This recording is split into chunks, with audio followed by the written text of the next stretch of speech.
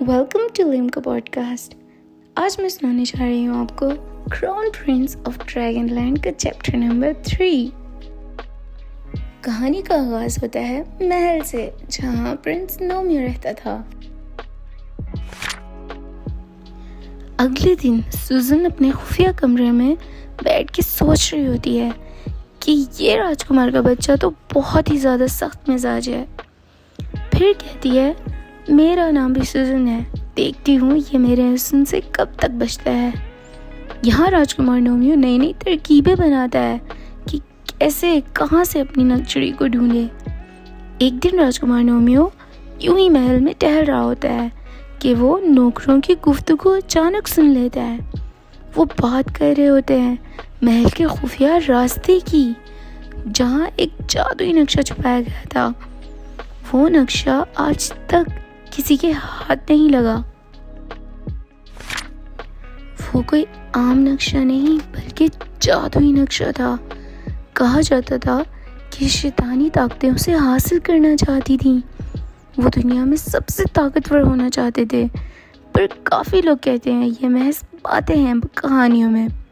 वो ये नहीं जानते कि इस महल में खुफिया रास्ता वाकई है, और जब खुफिया रास्ता है तो जादुई नक्शा भी यही होगा।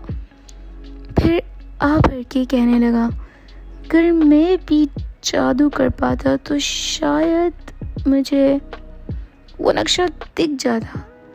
दूसरा नौकर सर को जाते हुए कहता है, क्या मतलब ये कह के वो नौकर बोलता है आवाज़ और धीमी करके, मैंने महल के बाहर एक जवान बहुत ही खूबसूरत लड़की को देखा था बाहर जाते हुए।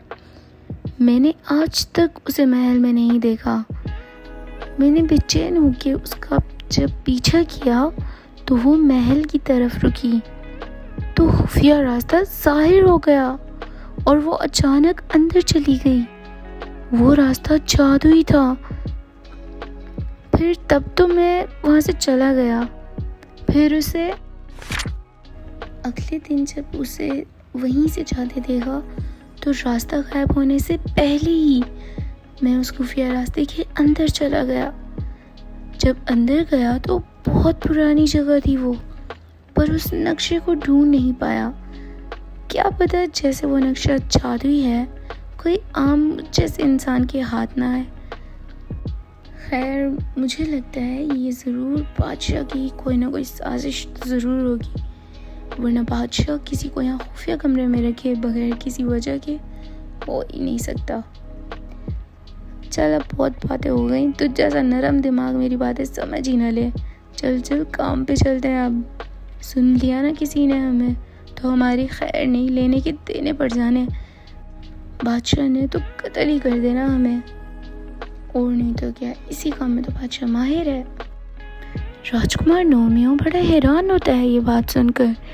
फिर इस बात की तस्दीक के लिए राजकुमार नोमियो ने मंसूबा बनाया।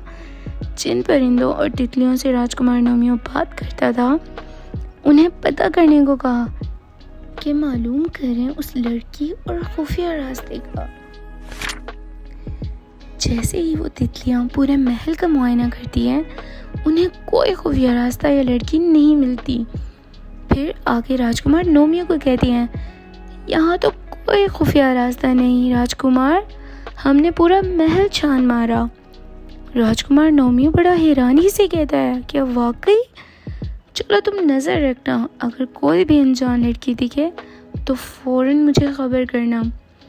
तितलियों को भी राजकुमार नोमियो से बहुत लगाव था। शहजादी की हर बात पर जी कहने वाली थी कि राजकुमार नोमियो परेशान ना हो। फिर तितलियों ने झुंड बना के महल का पहरा देने लगी। यहाँ राजकुमार नोमियो की परेशानी बढ़ रही थी, और वहाँ सुजन ने राजकुमार के महल से ना निकलने पर राजकुमार के कमरे में जाने का मंसूबा बनाया। वो जानना चाहती थी आखिर क्यों राजकुमार नोमियो लड़कियों से दूर भागता है। कोई ना कोई वजह तो होगी, और इसी वजह की तलाश की शुरुआत राजकुमार नोमियो के कमरे से ही करने का फैसला किया। अभी रात के 1 बजे थे। राजकुमार नोमियो सो रहा था। सुजन जानती थी इस वक्त राजकुमार सो जाता है।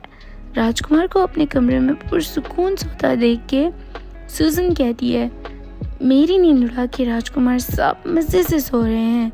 सो लो जनाब, एक बार मेरा मंसूबा कामयाब हो, देखना कैसे नींदें उड़ाती हूँ तुम्हारी। सूजन बहुत एहतियात से कमरे की फिर तलाशी लेने लगी। अचानक उसे ऐसी चीज़ मिलती है जिससे वो हैरान रह जाती है। उसे वहाँ से उसका बहुत वक्त पहले खोया हुआ लॉकेट मिलता है, जिसके गुम हो जाने पर पूरे महीने सूजन रोती रही। ना खाना ना पीना, सॉरी सब खिलाया जाता था। सूजन तंग रह गई थी, आखिर ये कैसे। अभी सूजन गहराई से सोच ही रही होती है कि राजकुमार नोमियो नींद नहीं बोलता है। नकचिड़ी नकचिड़ी। सूजन फौरन पहले तो चुप हो जाती है, फिर सोचती है नकचिड़ी कहीं तो सुना सुना नेम लग रहा है। आखिर ये नकचिड़ी है कौन, और मेरी जान से भी अजीज लॉकेट आखिर इस राजकुमार के पास आया कहाँ से। अभी सूजन चुप के ये बातें गहराई से सोच ही रही होती है कि राजकुमार नोमियो की आंखें खुल जाती हैं।